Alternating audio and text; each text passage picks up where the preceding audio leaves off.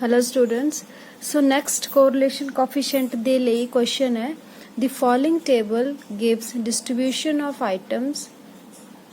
and defective items among them according to the group size. Is there any correlation between size and defective items? देखो ਇਹਦੇ ਵਿੱਚ ਕੀ ਹੈ ਆ size ਦਿੱਤਾ ਹੋਇਆ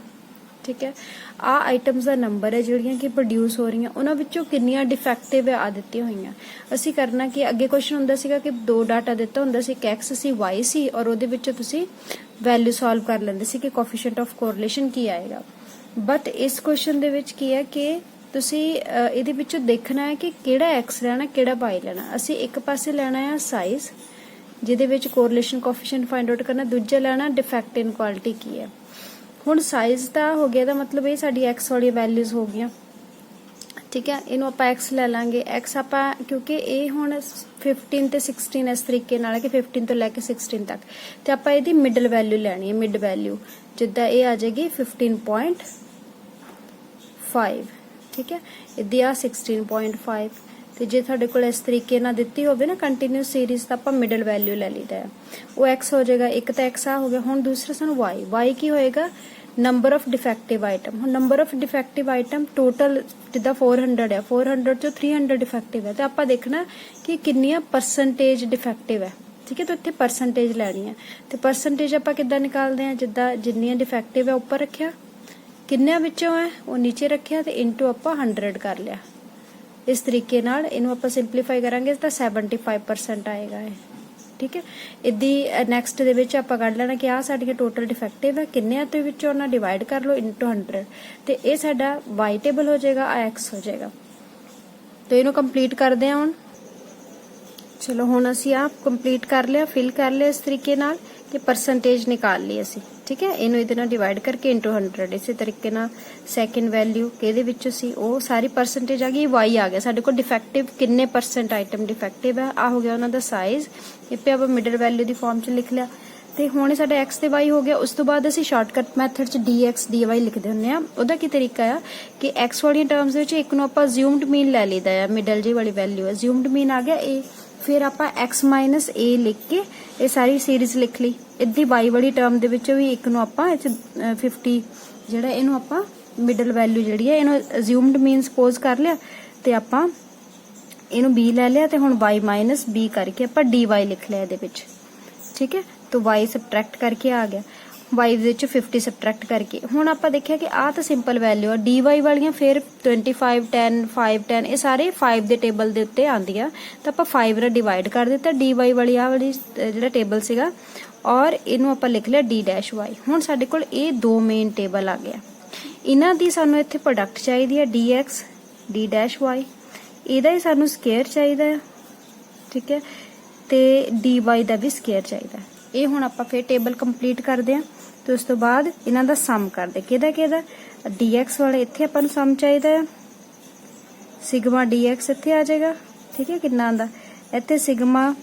ਆ ਤਾਂ ਸਭ ਚਾਹੀਦਾ ਨਹੀਂ dy ਤੋਂ d' ਕਰ ਲਿਆ ਸੀ ਨਾ ਸਿਗਮਾ d' ਦੀ ਵੈਲਿਊ ਇੱਥੇ ਲਿਖ ਲਾਂਗੇ ਫਿਰ ਇੱਥੇ ਸਿਗਮਾ dx d' ਪ੍ਰੋਡਕਟ ਦਾ ਸਮ ਫਿਰ ਸਿਗਮਾ dx ਹੋਲ ਸਕੁਅਰ ਦਾ ਸਮ ਦੈਨ ਸਿਗਮਾ d' ਦਾ ਸਕੁਅਰ ਤੇ ਉਹਦਾ ਸਮ ਸੋ ਇਹ ਵੈਲਿਊਜ਼ ਹੁਣ ਮੈਂ ਕੈਲਕੂਲੇਟ ਕਰਕੇ ਲਿਖਦੀ ਹਾਂ ਚਲੋ ਹੁਣ ਮੈਂ ਸਾਰੇ ਕੈਲਕੂਲੇਟ ਕਰ ਲਿਆ ਜਿਹੜੀ ਵੈਲਿਊਜ਼ ਆਈਆਂ ਤੇ ਆਪਾਂ ਇਹਨਾਂ ਨੂੰ ਐਡ ਵੀ ਕਰ ਲਿਆ ਸਾਨੂੰ ਚਾਹੀਦਾ ਸੀ dx ਦਾ ਸਮ ਫਿਰ ਸਾਨੂੰ d' ਦਾ ਸਮ ਫਿਰ dx d' ਦਾ ਪ੍ਰੋਡਕਟ ਦਾ ਸਮ ਫਿਰ dx ਹੋਲ ਸਕੁਅਰ ਦਾ ਸਮ ਦੈਨ dy ਹੋਲ ਸਕੁਅਰ ਦਾ ਸਮ ਕਿਉਂਕਿ ਸਾਡੇ ਫਾਰਮੂਲੇ ਦੇ ਵਿੱਚ ਇਹ ਸਾਰੀਆਂ ਵੈਲਿਊਜ਼ ਆਪਾਂ ਪੁੱਟ ਕਰਨੀਆਂ ਹੁਣ ਆਪਾਂ ਇੱਥੇ ਫਾਰਮੂਲਾ ਲਿਖਦੇ ਆ ਤੇ ਇਹ ਸਾਰੀ ਵੈਲਿਊਜ਼ ਇਹਦੇ ਵਿੱਚ ਪੁੱਟ ਕਰਕੇ ਇਹਦਾ ਆਨਸਰ ਨਿਕਾਲਦੇ ਆ ਕੀ ਆਏਗਾ ਠੀਕ ਹੈ ਤਾਂ ਪਹਿਲਾਂ r ਲਿਖਦੇ ਆ ਕੋਐਫੀਸ਼ੀਐਂਟ ਆਫ ਕੋਰਿਲੇਸ਼ਨ ਕੀ ਹੁੰਦਾ ਹੈ ਹਮੇਸ਼ਾ ਯਾਦ ਰੱਖਣਾ n sigma dx sigma d' minus sigma dx sigma d' ਅਪਨ ਅੰਡਰ ਰੂਟ ਦੇ ਅੰਦਰ ਪਹਿਲਾਂ n sigma dx whole square minus sigma dx ਦਾ ਪੂਰੇ ਦਾ ਸਕੁਅਰ ਇੱਦੇ ਫਿਰ n into ਸਿਗਮਾ d' ਦਾ square minus sigma d' whole square ਇਹ ਸਾਰੀ ਵੈਲਿਊਜ਼ ਆਪਾਂ ਕੀਤੀਆਂ ਹੋਈਆਂ ਉੱਪਰ ਲਿਖੀ ਹੋਈਆਂ ਆਪਾਂ ਇਹਨਾਂ ਪੁੱਟ ਕਰਦੇ ਕਿੰਨੀਆਂ ਵੈਲਿਊਜ਼ ਹੈ 1 2 3 4 5 6 ਤਾਂ n ਸਾਡੇ ਕੋਲ 6 ਹੈ तो ये आ गया 6 इंटू आ कितनी वैल्यू है सिग्मा दिस इज -20, ठीक है, ये लिख लिया। फिर माइनस dx ते d डैश y ਦਾ ਸਮ 3 ਤੇ 4, 3 × 4 ਆ ਗਿਆ ਇਹ ਵੈਲਿਊ। ਉਸ ਤੋਂ ਬਾਅਦ ਡਿਨੋਮੀਨੇਟਰ ਦੇ ਵਿੱਚ ਫਿਰ ਅੰਡਰ ਰੂਟ ਦੇ ਅੰਦਰ ਫਿਰ n ਦੀ ਵੈਲਿਊ 6 ਆ। ਉਸ ਤੋਂ ਬਾਅਦ dx ਸਕੁਅਰ ਦਾ ਸਮ ਹੈ 19 ਹੈ, ਮਾਈਨਸ dx ਦਾ ਸਕੁਅਰ ਹੋਲ ਸਕੁਅਰ ਕਰਾਂਗੇ 3 ਦਾ ਸਕੁਅਰ 9 ਆ ਜਾਏਗਾ। ਇਹਦੇ 6 × d ਡੈਸ਼ y ਦਾ ਸਕੁਅਰ ਇਹ 34 ਹੈ, माइनस डी डैश वाई का सम ते ओदा स्केयर करांगे 4 का स्केयर 60, ठीक है। ये सारी वैल्यूज आप फिल कर देती हैं। हुण ये कैलकुलेट करना है, तुहाडे कोल कैलकुलेटर है, उहनूं यूज करो ते ये वैल्यू जो आप सॉल्व करते हैं तो साडे कोल इहदा आंसर यानी कि आर दी वैल्यू कितनी आंदी है। After simplifying all this values we get this as -0.94, ठीक है। देखो ये क्योंकि ऊपर दोनों वैल्यू माइनस थी, आ भी माइनस थी, आ भी माइनस थी, दोनों नेगेटिव है तो नेगेटिव च आंसर आना है। और नेगेटिव मतलब ऑपोजिटली रिलेटेड है, नेगेटिवली रिलेटेड मतलब एक चीज वधदी है तो दूसरी घटदी है। इसदा मतलब जिद्दां जिद्दां साइज इनक्रीज करदे जांदा डिफेक्ट घटदा जांदा है, ठीक है। तो नेगेटिव रिलेशन है, तो ये आपां इहनूं प्रूव करना सी। हाँ जी बेटा, नैक्सट साडी जिहड़ी कोरिलेशन दे विच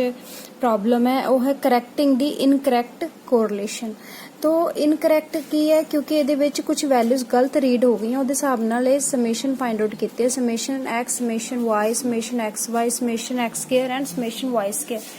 ते इहदे विच इनकरैक्ट की है कि ਜਿਹੜੀ कुछ वैल्यूज है ਜਿਹੜੀਆਂ x इज इक्वल टू जिदा 8 है ਤੇ x इज इक्वल टू 12 है, ये इनकरैक्ट है। ਉਹਦੀ ਜਗ੍ਹਾ ਤੇ वैल्यू आनी सी x इज इक्वल टू 8 ਤੇ x इज इक्वल टू 10। ਇਹਦੀ y ਦੀ वैल्यू 10 ਤੇ 7 ਦੀ ਬਜਾਏ y ਦੀ वैल्यू ਜਿਹੜੀ ਹੈ ਉਹ ਕਰੈਕਟ ਜਿਹੜੀ ਹੈ ਉਹ ਹੈ 12 ਤੇ 8। ਮੀਨਸ ਇਨਕਰੈਕਟ ਆ ਸਾਡੇ ਕੋਲ ਪੇਅਰ ਹੈ x ਤੇ y ਦੇ ਵੈਲਿਊਜ਼ ਤੇ ਕਰੈਕਟ ਆ ਵਾਲੇ, तो ਆਪਾਂ ਇਹਨਾਂ ਨੂੰ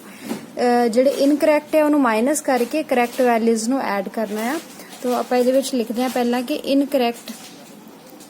सारे समेशन आप करैक्ट करने, तो इनकरैक्ट सिग्मा एक्स की है 120 है, ठीक है। तो करैक्ट सिग्मा एक्स की होएगा 120 दे विचों जिहड़ियां रॉन्ग वैल्यूज है, इनकरैक्ट वैल्यूज है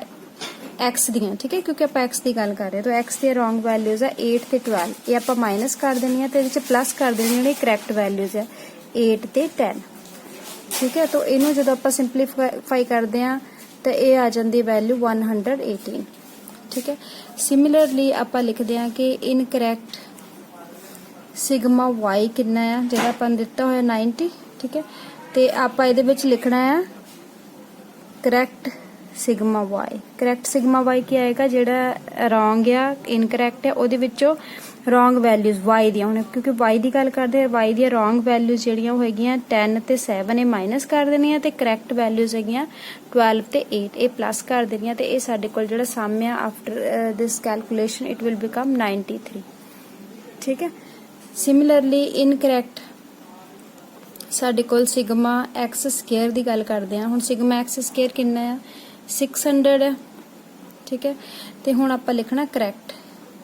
ਕਰੈਕਟ ਸਿਗਮਾ ਐਕਸ ਸਕੁਅਰ ਕੀ ਆਏਗਾ ਜਦੋਂ 600 ਦੇ ਵਿੱਚੋਂ ਇਨਕਰੈਕਟ ਵੈਲਿਊਜ਼ ਦਾ ਸਕੁਅਰ ਆਪਾਂ ਮਾਈਨਸ ਕਰ ਦਾਂਗੇ। ਤਾਂ ਇਨਕਰੈਕਟ ਵੈਲਿਊਜ਼ ਆ ਸੀਗੀਆਂ ਐਕਸ ਦੀਆਂ, ਇਹਨਾਂ ਦਾ ਸਕੁਅਰ ਯਾਨੀ ਕਿ 8 ਦਾ ਸਕੁਅਰ, ਕਿਉਂਕਿ ਸਕੁਅਰ ਕਰਕੇ ਸਮ ਕੀਤਾ ਹੋਇਆ ਨਾ, ਤਾਂ ਸਕੁਅਰ ਕਰਕੇ ਆਪਾਂ ਉਹਨਾਂ ਨੂੰ ਹਟਾਣਾ ਹੈ, ਮਾਈਨਸ ਕਰਨਾ, ਤੇ ਕਰੈਕਟ ਵੈਲਿਊ ਦਾ ਸਕੁਅਰ ਜਿਹੜਾ ਉਹ ਉਹਦੇ ਚ ਐਡ ਕਰ ਦੇਣਾ, ठीक है। तो इस तरीके ना स्केयर इत्थे तो हुण 8 स्केयर कैंसल हो जाएगा, तो 10 का स्केयर 100, 12 का स्केयर 144 सबट्रैक्ट करांगे -44 आ जाएगा। तो इनू जदों आपां सिंपलीफाई करदे आ तो वैल्यू बन जाएगी 556। सिमिलरली साडे कोल इनकरैक्ट सिग्मा वाई स्केयर की है, सिग्मा वाई स्केयर दी वैल्यू है 250, ठीक है। और हुण आपां लिखना कि करैक्ट सिग्मा वाई स्केयर की आएगा कि सिग्मा वाई स्केयर की जी वैल्यू दे विचों इनकरैक्ट वैल्यूज का स्केयर, इनकरैक्ट आ वाली वैल्यूज है इन्हां दे स्केयर आपां सबट्रैक्ट कर देने, ते जिहड़ी करैक्ट वैल्यूज है उन्हां दे स्केयर आपां इहदे च ऐड कर देने। इसे तरीके नाल ये भी आपां कैलकुलेट कर लैनी वैल्यू जिहड़ी कि बन जाएगी 309। ते हुण साडे कोल लास्ट वैल्यू रहेगी जिहड़ी इनकरैक्ट हो गई सीगी वो है सिग्मा एक्स वाई। इनकरैक्ट वैल्यू हैगी साडे कोल ये 356 आ दिता होया, ठीक है। तो ਇਹਦੇ ਵਿੱਚ ਇਹਨੂੰ ਆਪਾਂ ਕਰੈਕਟ ਕਰਨਾ ਆ ਕਰੈਕਟ ਸਿਗਮਾ y ਦੇ ਲਈ ਆਪਾਂ ਕੀ ਕਰਾਂਗੇ, ਜਿਹੜਾ ਇਨਕਰੈਕਟ ਆ ਉਹਦੇ ਵਿੱਚੋਂ ਜਿਹੜੇ ਪੇਅਰ ਇਨਕਰੈਕਟ ਵਾਲੇ ਆ ਉਹਨਾਂ ਦੀ ਪ੍ਰੋਡਕਟ, ਕਿਉਂਕਿ ਇਹ ਪ੍ਰੋਡਕਟ ਕਰਕੇ ਸਮ ਆਣਾ ਨਾ, ਇਹਨਾਂ ਦੋਨਾਂ ਦੀ ਪ੍ਰੋਡਕਟ 8 into 10 ਇਹ ਮਾਈਨਸ ਕਰਨੀ ਆ, ਫਿਰ 12 into 7 ਇਹ ਮਾਈਨਸ ਕਰਨੀ, ਇਨਕਰੈਕਟ ਪੇਅਰ ਦੀ ਮਾਈਨਸ ਕਰਨੀ ਆ ਤੇ ਕਰੈਕਟ ਪੇਅਰ ਦੀ ਆਪਾਂ ਇਹ ਚ ਐਡ ਕਰ ਦੇਣੀ ਆ, 8 into 12 plus 10 into 8। ਇਸੇ ਤਰੀਕੇ ਨਾਲ ਇਹਨੂੰ ਵੀ ਕੈਲਕੂਲੇਟ ਕਰ ਲੈਣਾ। ਇਹ ਵੈਲਿਊ ਸਾਡੇ ਕੋਲ ਜਿਹੜੀ ਆਫਟਰ ਕੈਲਕੂਲੇਸ਼ਨ ਬਣਦੀ ਹੈ ਉਹ ਆਉਂਦੀ ਹੈ 368। ਠੀਕ ਹੈ, ਤਾਂ ਇਹ ਸਾਰੀਆਂ ਸਾਡੀਆਂ ਕਰੈਕਟ ਵੈਲਿਊਜ਼ ਆ ਗਈਆਂ। ਹੁਣ ਸਾਡੇ ਕੋਲ ਸਾਰੀਆਂ ਵੈਲਿਊਜ਼ ਆ ਗਈਆਂ। n ਸਾਨੂੰ ਪਹਿਲੇ ਦਿੱਤਾ ਹੋਇਆ ਸੀਗਾ 30। ਠੀਕ ਹੈ, ਜੋ ਫਾਰਮੂਲੇ 'ਚ ਚਾਹੀਦਾ। ਸਾਡਾ ਕਰੈਕਟ ਸਿਗਮਾ x ਆ ਹੋ ਗਿਆ, ਕਰੈਕਟ ਸਿਗਮਾ y ਆ ਹੋ ਗਿਆ, ਕਰੈਕਟ ਸਿਗਮਾ x ਸਕੁਅਰ ਹੋ ਗਿਆ, ਕਰੈਕਟ ਸਿਗਮਾ y ਸਕੁਅਰ ਹੋ ਗਿਆ ਤੇ ਕਰੈਕਟ ਆ ਵਾਲੀ ਵੈਲਿਊ ਹੋ ਗਈ। ਹੁਣ ਆਪਾਂ ਇਹ ਸਾਰੀਆਂ ਵੈਲਿਊਜ਼ ਯੂਜ਼ ਕਰਨੀਆਂ ਫਾਰਮੂਲੇ ਦੇ ਵਿੱਚ। ਫਾਰਮੂਲਾ ਸਾਡਾ ਕੀ ਹੈ, n into sigma x sigma y minus sigma x sigma y upon under the root n into sigma x square minus sigma x whole square ਤੇ ਨਾਲ ਤੇ n sigma y square minus sigma y hole square. ਇਹ ਸਾਰੀਆਂ values ਆਪਣੇ ਕੋਲ ਹੈ, ਇਹਨੂੰ ਇਹਦੇ ਚ ਪੁੱਟ ਕਰ ਦਿੰਨੇ। n = 30 ਤੇ ਸਿਗਮਾ x y ਦੀ ਵੈਲਿਊ ਆ ਵਾਲੀ 368 ਮਾਈਨਸ ਸਿਗਮਾ x ਦੀ ਵੈਲਿਊ ਆਪਣੇ ਕੋਲ ਹੈ 118 into 93 ਪੌਨ ਨੀਚੇ 30 n ਦੀ ਵੈਲਿਊ, ਫਿਰ ਸਿਗਮਾ x ਸਕੁਅਰ ਦੀ ਵੈਲਿਊ ਜਿਹੜੀ ਕਿ ਸਾਡੇ ਕੋਲ ਹੈ 556 ਮਾਈਨਸ ਸਿਗਮਾ x ਦਾ ਹੋਲ ਸਕੁਅਰ ਅੰਡਰ ਰੂਟ ਦੇ ਅੰਦਰ। ਸਿਮਿਲਰਲੀ ਇਹ ਸਾਡੇ ਕੋਲ ਜਿਹੜਾ 30 into sigma y the square which is 309 ਆ ਵੈਲਿਊਜ਼ ਆਪਾਂ ਲਿਖੀ ਹੋਈਆਂ ਸਾਰੀਆਂ, ਮਾਈਨਸ ਸਿਗਮਾ y ਦਾ ਹੋਲ ਸਕੁਅਰ, ਸਿਗਮਾ y ਸੀ 93 ਕਰੈਕਟ ਵਾਲਾ। ਸਾਰੀ ਕਰੈਕਟ ਵੈਲਿਊ ਹੁਣ ਆਪਾਂ ਸੋਲਵ ਕਰ ਲਈ। ਇਹ ਸਾਰੀ ਚੀਜ਼ ਜਦੋਂ ਸਿੰਪਲੀਫਾਈ ਕਰੋਗੇ using calculator you can solve it will be 0.05।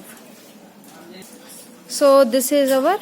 Coefficient of correlation which is correct coefficient of correlation. ਤੁਸੀਂ ਦੇਖਿਆ ਕਿ ਆਪਾਂ ਕਿੱਦਾਂ ਕਰਨਾ ਆ, ਸਿਗਮਾ ਵਾਲੀਆਂ ਜਿਹੜੀਆਂ ਵੀ ਵੈਲਿਊਜ਼ ਉਹਦੇ ਵਿੱਚ ਇਨਕਰੈਕਟ ਵੈਲਿਊਜ਼ ਆਪਾਂ ਮਾਈਨਸ ਕਰੀ ਜਾਂਦੇ ਆ ਤੇ ਕਰੈਕਟ ਵੈਲਿਊਜ਼ ਐਡ ਕਰ ਦਿੰਦੇ ਆ। ਜਿੱਥੇ ਸਕੁਅਰ ਹੈ ਉੱਥੇ ਸਕੁਅਰ ਕਰਕੇ ਸਬਟਰੈਕਟ ਕਰਨਾ ਤੇ ਸਕੁਅਰ ਕਰਕੇ ਐਡ ਕਰਨਾ। ਜਿੱਥੇ ਪ੍ਰੋਡਕਟ x into y ਦੀ ਉੱਥੇ ਪ੍ਰੋਡਕਟ ਕਰਕੇ ਮਾਈਨਸ ਕਰਨਾ ਇਨਕਰੈਕਟ ਵੈਲਿਊਜ਼ ਨੇ ਤੇ ਪ੍ਰੋਡਕਟ ਕਰਕੇ ਹੀ